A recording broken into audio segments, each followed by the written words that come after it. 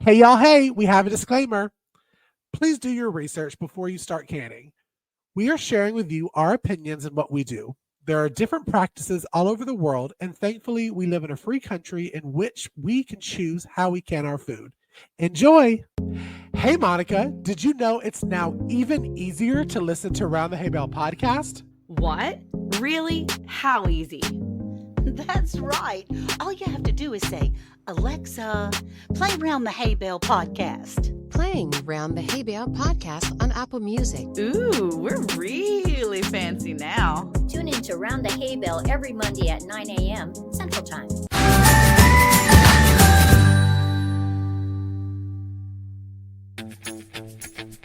Grab a cup of joe and let's gather round that hay bale. With your hosts, Anne from Andale Homestead, Cayce from Ormsby Farms, Monica from Bland's Promised Land Ranch, and Sandi from Suburban Homesteader, Wyoming, Arizona. Here they are. Hey, y'all, hey. Hey, y'all. Hey, this is Anne from Andale Homestead. And this is Sandi from Suburban Homesteader, Wyoming, Arizona. And I'm Monica from Bland's Promised Land Ranch. What's up, y'all? It is Cayce over at Ormsby Farms. And y'all, this episode, I gotta tell you, I was so excited. Not only do we have one of the coolest guest hosts today, but the coolest topic to talk about. Now, this episode, we are talking about what is rebel canning, because rebel canning is not the same all over the world. And guess what? We're not all over the world. Well, we are all over the world, but we're all not in the United States, which is where the rule is. I'm learning to speak as we're recording the podcast. But first, I want to introduce our homegirl. We love her. She's the best. Blue from Blue Self-Reliance has joined us for this episode. Welcome in. Hello. How you doing? So let's get into the nitty gritty, because we already know when we were thinking about this episode, we knew that just that word alone, rebel canning, is going to get people's fingers a clicking, and it's very controversial when people talk about it. But as we were talking before we got on the episode, Blue, where she lives, it's not considered rebel canning because that's just the canning that they do. So Blue, for those that don't know you, introduce yourself, where you're located, because we did get her at the perfect time to record the podcast. My name's Blue. Well, I'm known as Blue. My name is Pam. I'm living currently in the UK, but I'm originally from Australia. So I've basically done food preservation in both places. Yeah. So there you go. And let me tell you, so for anybody that's listening, with canning, what most people think of when they think of canning, they think of water bathing, they think of pressure canning. Some people may think of steam baths, but here in the United States, because of the USDA, there are a lot of canning rules that they put in place, of course, for our safety, but a lot of things that do not have the acidity you would need to quote unquote pressure can, which would be your meats, would be certain vegetables. I'm trying to think of other things in there, soups, leftovers, and then of course your jams, your jellies, your tomatoes, your salsas. You could quote unquote water bath can. Y'all know, if you follow me, I'm a rebel, and I'm just gonna say it. I'm gonna be that one on this episode. I'm a rebel. But let's take it to some people that have some couth when they talk about certain things, like Sandi, and get Sandi's opinion on this topic. Well, it's interesting because, I'm an old woman. You guys are all younger than me. I'm an old woman. And so I know the history of when I was growing up and how canning was. Like, in fact, Monica and I have talked about when they used to just put the paraffin wax on top of the jelly. It wasn't ever canned. I remember when my mom would make jams and jellies, when they came out, she'd put the lids on, it's hot. She'd flip it over for 10, 15 minutes, flip it back. It would seal itself. We didn't put it in a water bath. So times have changed. And so it's interesting because where Blue is, they probably do a lot of those same things that we did when we were young. Blue, tell us about jams and jellies in the UK. Jams and jellies over here, we have a very basic recipe. Most of it's not done with pectin still. Some of it you can do with pectin, like the jelly part of it, but we tend to add apple or apple cores or apple peels to that to create the jelly and the pectin. But mostly it's whatever you use in fruit is the same what you use in sugar, and you cook it down until it's jam. Okay. Yeah, and then once you just put it in the jars, and then, as you said, tip it upside down when the lid's on, and I leave it for 24 hours or until they're cold because, you know, I'm very good at dropping things, so I tend to leave them there until they're cold enough for me to safely turn them back, and they seal themselves. But it's not a concern because of the high sugar content. All right. And so I'm interested in you use Apple products, Apple stuff instead of sugar. Well, no, not instead of sugar, instead of pectin. Instead of pectin. I'm sorry. Yeah.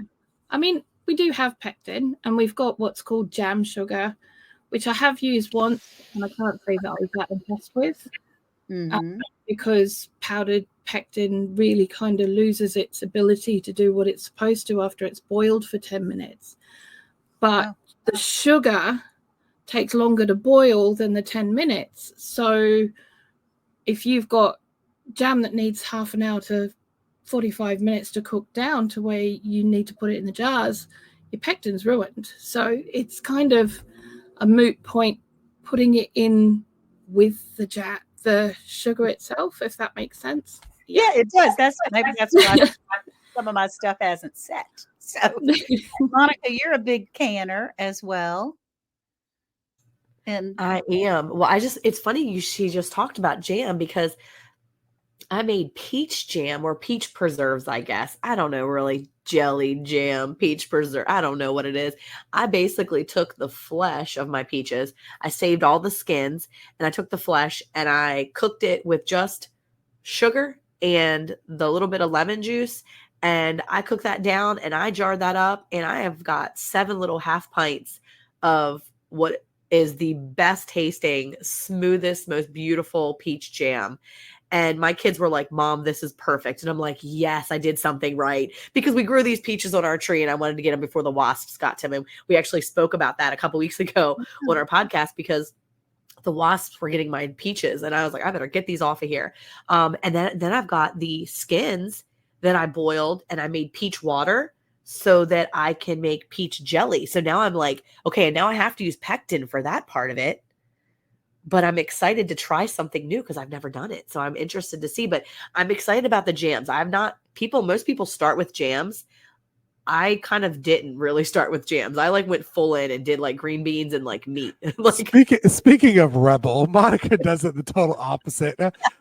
I'm going to jump right into pressure canning, not water bath canning. Well, I mean, my mother-in-law has pressure canned, and she's been doing that for a long time. And so I would see her do green beans every year. She would go, we lived in town. We didn't live in the country, but she would go to a local person. She would drive about 45 minutes each year.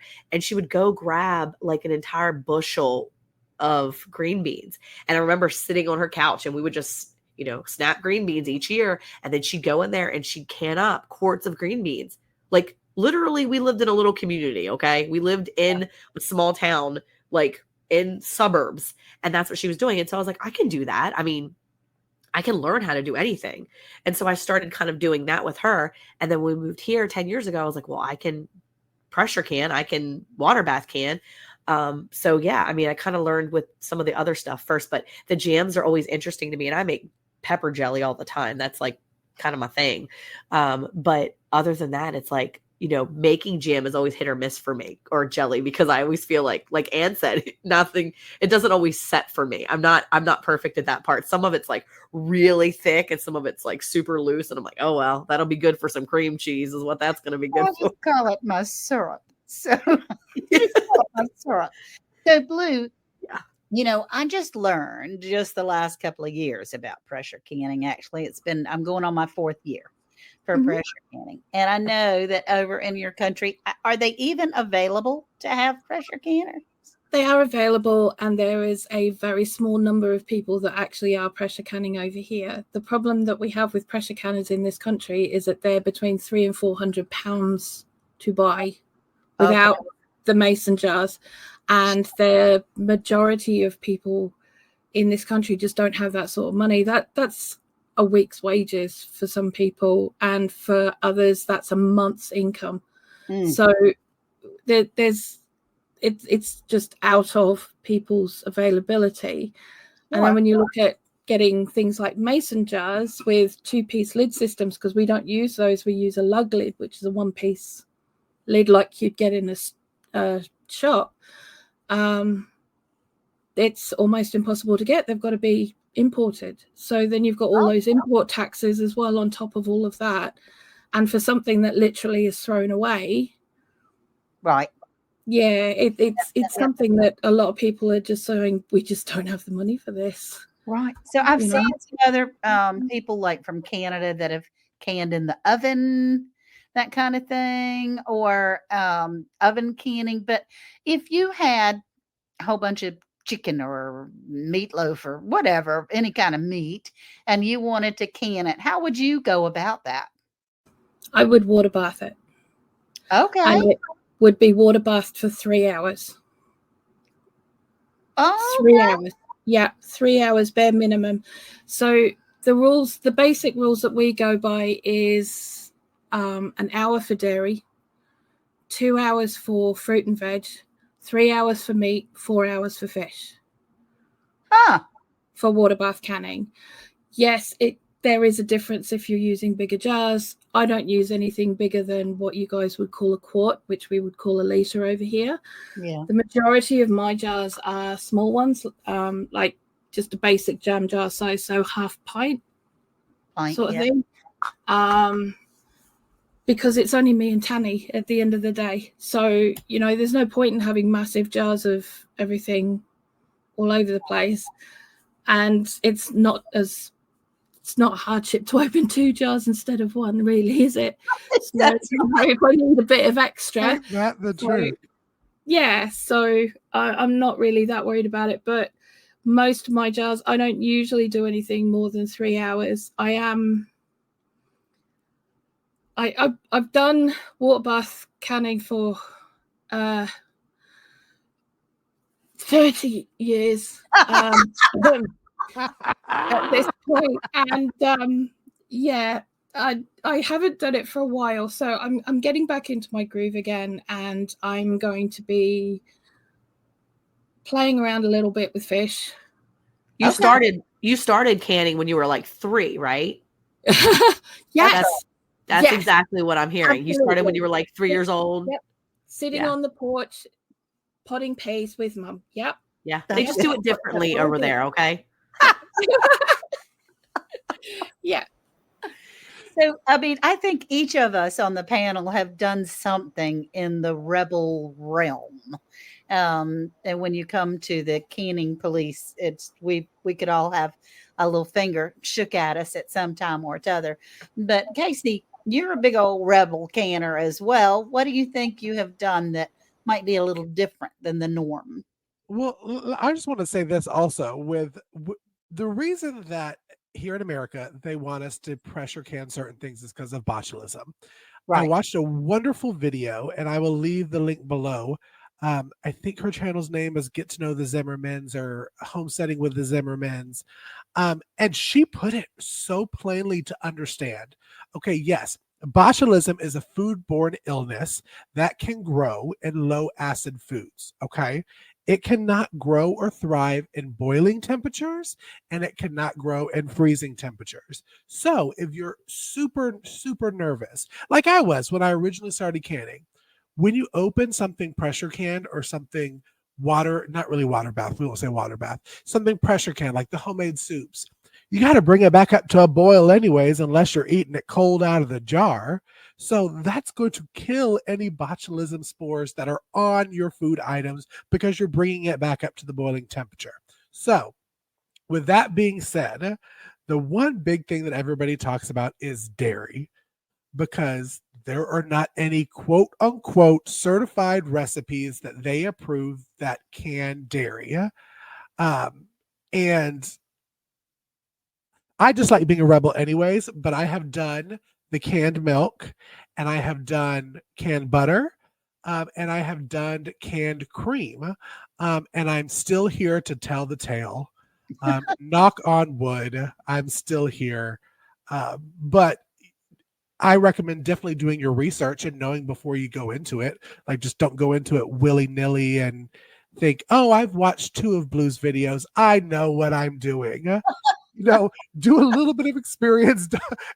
Don't be Monica and jump right into green beans. Let's start with a jam and then climb your way up. But what about you, Sandi? What's your opinion on the rebel canning verbiage? Well, I think that it can be scary for people, and so it's not that the regulations are bad. I think the more you become experienced, the more that you know what works, what doesn't work. If you have a mentor, that is great. If you can go over to somebody's house and help them can, that's wonderful. But like when I was growing up, my grandmother would save jars that had metal lids. Maybe jelly came in it, maybe gravy came in it. And she always told me that she can with those a couple times and it would seal itself again. And she says, if I go to can and it doesn't seal, that's syrup for me, and it goes in the fridge. And so I think that I want people to be cautious. I do. I want them to know what the recipe is. I want them to be wise on all the decisions that they make. I don't, I mean, I've seen posts of people canning peach cobbler. Right. Is that right or is it wrong? I don't know. I haven't ever canned peach cobbler, but Right. There's a lot of things you can that we just don't have books that have regulations. Can it for this long? That Yeah. sounds really good, by the way. Peach cobbler in a jar. But I've canned butter before. But I'll tell you something that happened years and years and years ago. The very first time I canned butter, I did it all just like the recipe said. I thought they were perfect, and then somebody was saying, you can't eat that, blah, blah, blah, blah, blah. And I ended up taking all the butter out because I was inexperienced, they were completely sealed. It looked completely like it was supposed to. But sometimes when you're inexperienced, fear overtakes you and you, Monica, what do you think? Oh, we can't hear her. A little bit of mic problem with Monica right now, but she's getting that taken care of. There we go. Okay, good. I'm sorry. I think that we oftentimes do. We let other people's fear, or maybe the government's fear, affect the way we do things. And we have to be comfortable with and I always say it on our channel, we say it all the time. You have to be comfortable. And so if you're listening to this episode and you're uncomfortable with this, that's okay. You have to be comfortable doing things for your family. Yeah. I did a video before on my YouTube channel where I showed how I tested some of my jars, and people came at me because I can my taco meat. I can ground beef, and I pre-season it so that it tastes like taco meat, so that when my 12-year-old wants to go in there and he can't find it, he doesn't like what I'm making for dinner, he can walk into this pantry and he can pull out a little pint jar of pre-seasoned ground beef that tastes like taco meat. He can crack that little thing open and he can make himself some nachos for dinner or some tacos, because I don't have time to cater to him. But if he doesn't like what we're making, that's fine. And we do have some dairy allergies and some intolerances or whatever. So if I'm making something that's heavy dairy, he can come in here and get something that's not. Fine. But if I let other people's opinions dictate what I would do, then I would not be doing any of that, because people were appalled that I had quote unquote taco meat in my pantry in a closet, but it was shelf stable. Majority of it is. I found one that was bad, but you're going to know. That's the thing too. If your jars are bad, you're going to know. You're going to smell it, because that seal is going to pop open and you're going to You're going to crack that. You're going to smell the difference in a good jar and a bad jar. But I think we oftentimes let our fears and other people's fears dictate to us what we're going to even attempt to do. I think we were talking about it before, Rebel Canning. And so I found a really nice, awesome Facebook page that I think Casey's on as well. It's like a Rebel Canning Facebook page. And I saw people were recanning things that they bought at the store. And I'm like, well, I mean, I guess it makes sense. So for instance, and maybe this is super like, don't ever do it, but guess what? Monica does it. There's like really big number 10 cans of like nacho cheese. You can buy it at like the store. I so do that. Yeah. Thank goodness you're going to talk about that. So let me just tell you. Okay, first of all, it's dairy. Okay, first of all, it's probably not dairy at all. Okay, this cheese is not dairy. This is processed. No, it's probably plastic, but still, this is literally plastic that's lining your heart and your gut vessels. Like all the tubes in my body is probably clogged. But my kids enjoy this as a treat. And because I already have taco meat in my pantry, I might as well throw some nacho cheese in there. And so I get the big number 10 can. I portion it off into pint jars, and I will reseal, is all I'm doing is resealing the nacho cheese from the store. And I'm going to tell you right now, it works great. And my kids will crack these things open 3 or 4 months later. It usually doesn't last more than 4 or 5 months in my house. But they go through them in smaller, and I don't waste, because if I would just open that number 10, my kids would never eat all that cheese in 2 meals or 3 meals. It takes a while, but it's really convenient to have that in here. And that's a way that I save money for my large family. So don't be afraid. If I was afraid of what other people's opinions were, or I was afraid of what the, FDA says, then I probably wouldn't be doing that, but I'd also be spending a heck of a lot more money on my family. So, or I just not be eating plastic. I don't know. Blue, what do you think about recanning things? Or what do you think about using those lug lids more than once? Do you do that? I use lug lids until they show damage on the inside. Okay, so if they're showing that the rubber seal, or the silicone seal as it is these days, is like damage to where it's not going to seal anymore, I won't use it. Or if there's signs of rust marks, I won't use it. But I usually get 5 to 8 uses out of one lid. So to me, that's, yeah, I'm going to keep doing that. Yeah, I reuse my lids. Does anybody else here reuse their lids? I I have. do. Mhm. Okay, so we're all Look at us, bunch of rebels here, reusing lids. We should get Don't call t-shirts. the canning police. I don't want I you to know. Miss Andale is going to be in so much trouble after this episode. They're going to be like, Anne. I know it. Never. I will say on the canning lid side, because of course we are going to get the canning police that come to the channel. There's certain things that I won't reuse my lid for. I want a fresh new lid. And that is if I'm doing meats or if I'm doing soups or chilies. I do want a fresh one on that. Jams, girl, bye. I'm going to reuse my lids. I've spent all that money on these wonderful lids. We love the 4 jars. We love all the different ones. You spend a lot of money on those. These things are not cheap. Right. Get your use out of them. And as Blue said, if the silicone ring underneath doesn't look damaged, then why are you throwing it away? That's kind of a waste to me.